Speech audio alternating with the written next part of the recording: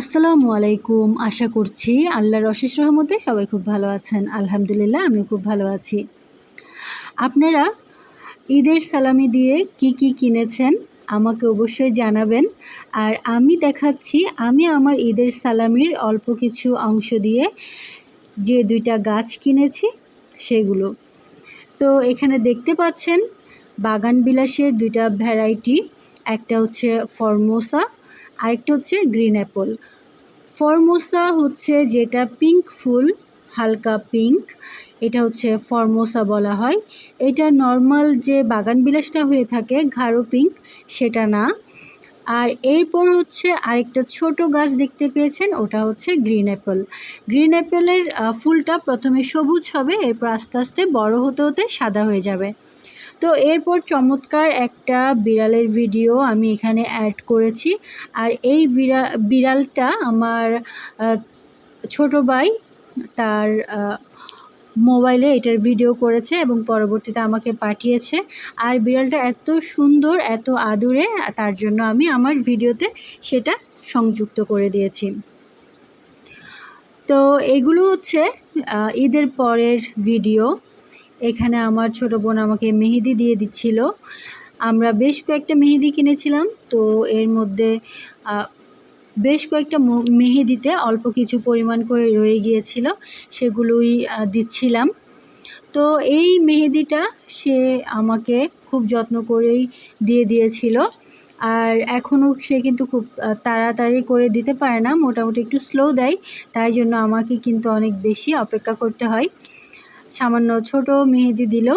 তো দেখেন খুবই সুন্দর রং এসেছে আমাদের মেহেদিতে। এটা হচ্ছে কাবেরি মেহেদিটা। তো আমি এত সুন্দর একটা মেহেদি সেটার ভিডিও না করে থাকতে পারলাম না। তো সে আমার নামটাও কিন্তু খুব সুন্দর করে লিখে দিয়েছে।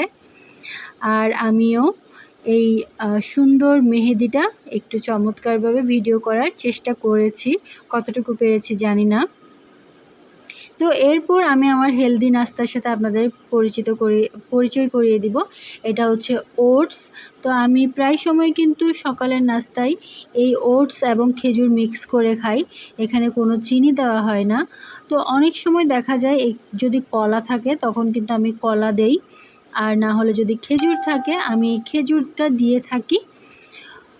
তো সবসময় চেষ্টা করি সকালে এই ব্রেকফাস্টটা খাওয়ার। এই ব্রেকফাস্টটা খেলে সকালে কিন্তু অনেক বেশি ভালো লাগে।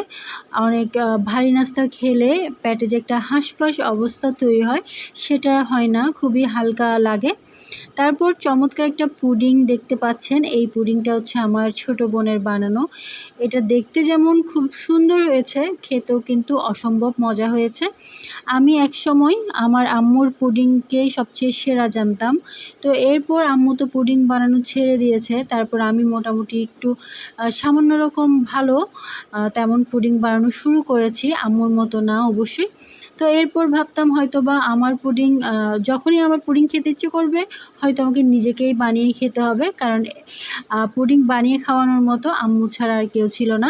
তো পরবর্তীতে আবার আমার ছোট বোন যখন বানানো শুরু করেছে তখন আলহামদুলিল্লাহ বুঝতে পারলাম যে আমার যদি কখনো পুডিং খেতে ইচ্ছে করে আমি না বানালেও হবে যদি আমার ছোট বোন থাকে। তো এরপর আরেক হাতে আমাকে আরও চমৎকারভাবে মেহেদি দিয়ে দিয়েছে। এটা কাবেরি মেহেদি না, এটা হচ্ছে ওই মেহেদিগুলা যেগুলা দিলেই সাথে সাথে রং হয়ে যায়, আবার উঠতেও খুব সময় নেয় না তেমন মেহেদি। এই মেহেদিগুলো আমার একেবারেই পছন্দ না, কিন্তু আমার বোনের জন্য এটা কেনা হয়েছিল, তো ও এই মেহেদিটাই দিয়ে থাকে।